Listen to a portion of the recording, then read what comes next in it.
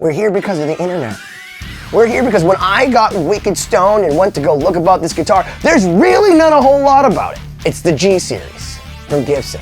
It's got a walnut back, it's a U-tile, so some sort of sustainable mahogany. It's got a hole. And no, you don't have to fuck it. But we'll see if it fucks us. We'll see. We'll see right now.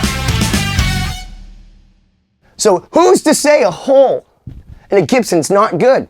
Well, according to the internet, people are really mad. So mad that I went on and I ordered myself one. I wanted to see, is this thing the end of the world or is it cool? When I picked this thing up, it's light. I know that there's all these people like Adam Jones who has I want the densest mahogany ever, so it's like the Norland era, so it's like dark matter. No, man. I don't want to play a 3.5 hour tool show with a 17-pound custom. I bought this at retail. So if I don't like it, you best believe I'm returning it. So this is what you can get for $2,000 from Gibson. One of the reasons this thing's so light, it's because it's a fucking gig bag. Are you shitting me? $2,000, I get a gig bag. Now granted, I'm gonna start off by saying, this isn't a bad gig bag. There's a few of them that I have found that actually are almost like a hard case. I guess what I would say is if Gibson had made this slightly harder where it's like a hard case gig bag, it wouldn't have upset me so much. I kind of want a hard case. Behold, ladies and gentlemen. Do you see it? It's the G200. So you got a cute little Gibson thing that holds it in here. Again, I don't know. This is not what I feel like for a $2,000 guitar. As you can see, it has a fucking hole. It's in tune. This thing went through FedEx and it got here. It's supposed to be walnut. And walnut's a sustainable wood. I mean, look, I don't think this is particularly pretty. It's a satin finish. Kind of just looks like meh. Look, it's not a bad looking guitar. It's not bad looking. And this is the U-tile.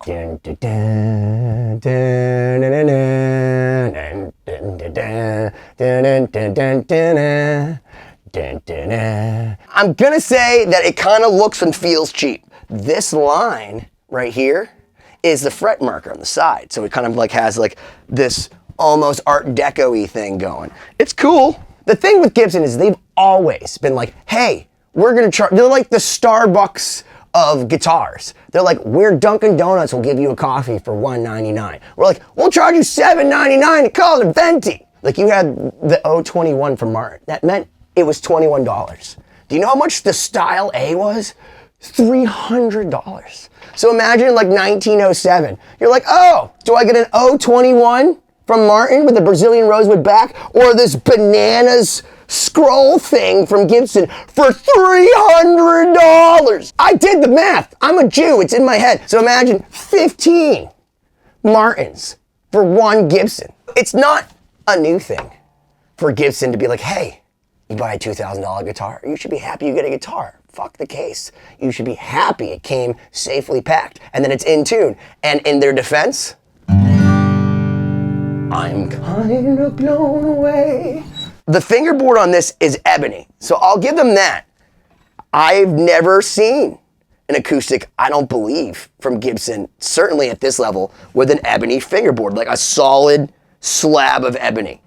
And then I believe this bridge is solid ebony. It looks like you can plug into this hole, and there aren't any electronic controls.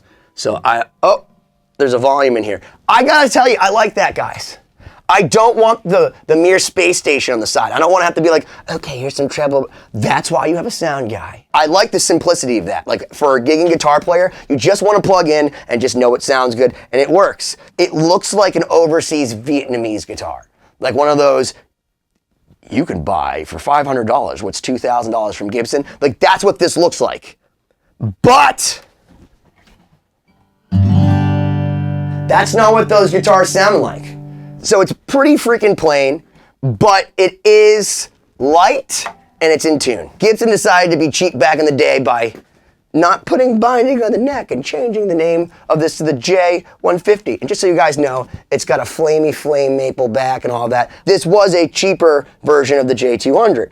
back in the day. So I'm curious how this sounds by comparison.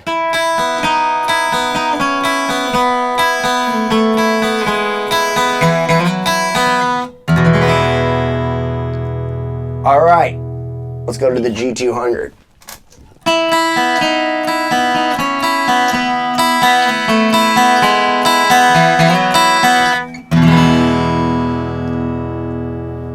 So I will say that this guitar is definitely as loud as that guitar. I've always found that J150 to be kind of mellow.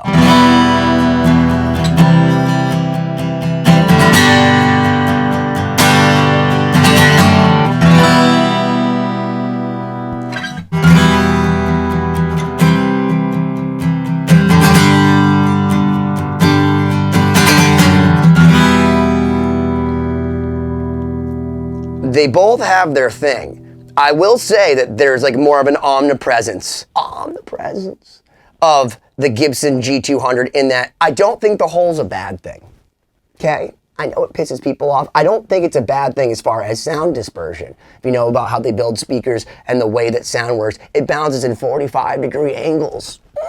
It bounces in 45-degree angles. So technically, if it does come blasting out this way, it's like bouncing off the ceiling a different way. So it's not so much in that like, oh my God, you're gonna get more sound right to your face.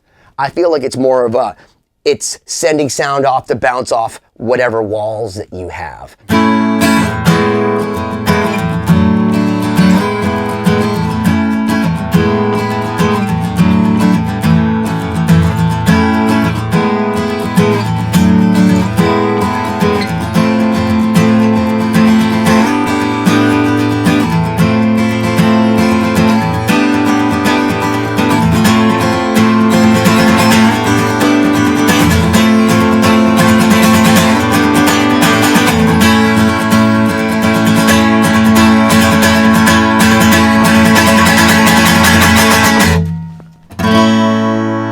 I do now hear a little bit more bouncing up at my face. But I truly believe that it's about the way that the sound kind of bounces off. Sound bounces in 45-degree angles. So if it's going this way, it's literally bouncing off that wall, off that wall. All this is doing is just changing the way that the sound is bouncing inside the sound hole. And as long as it doesn't sound bad to me, I don't care if there's a hole or not.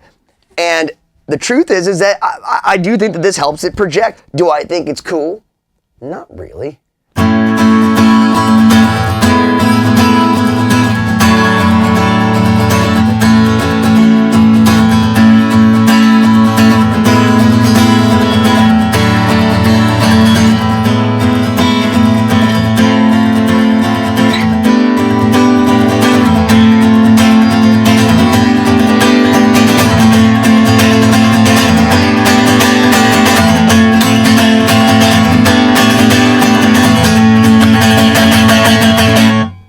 There's like this weird like mid overtone that it's kind of like, it's almost like it's sound canceling or it's kind of humming out at me. I like it, I just don't, it's weird because it's kind of like if you walk into Best Buy, right? And they have all the TV set to like the highest dynamic contrast. So if you're looking at a TV that actually looks like normal human skin tones, but then you're going to the next one and it's like blowing out your eyes and you're like, that one's better. That's a little bit louder, but it's got this like this mid honk I'm not sure I'm feeling.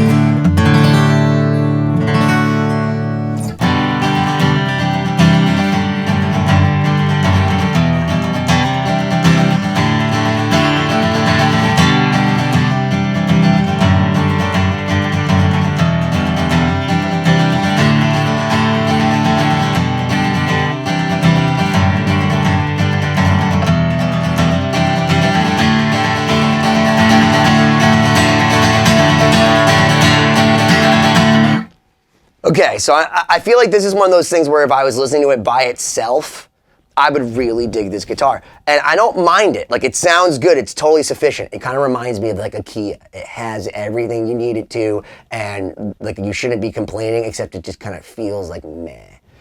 the way that this feels playing wise and the way that it sounds just feels cheaper to me. And I don't think that the tone is bad on it. And I actually love the dispersion of how the sound comes out with the hole. But do I think it's necessary? No. If you just designed a guitar better in the first place, you probably wouldn't need a hole. This basically sounds to me like a $500 Ibanez.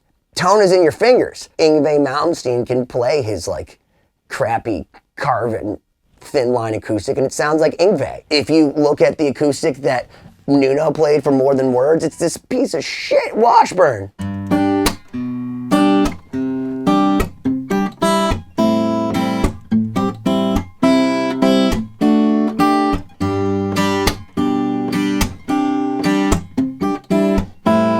First off, I just want to say I'm sorry to Nuno for butchering any of his music because I am nowhere near as good as Nuno Betancourt. But I am honored that I got to play that song.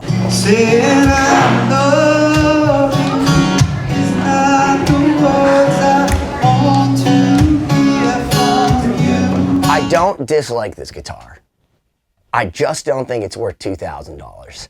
And I would say to Gibson that it's not about the hole.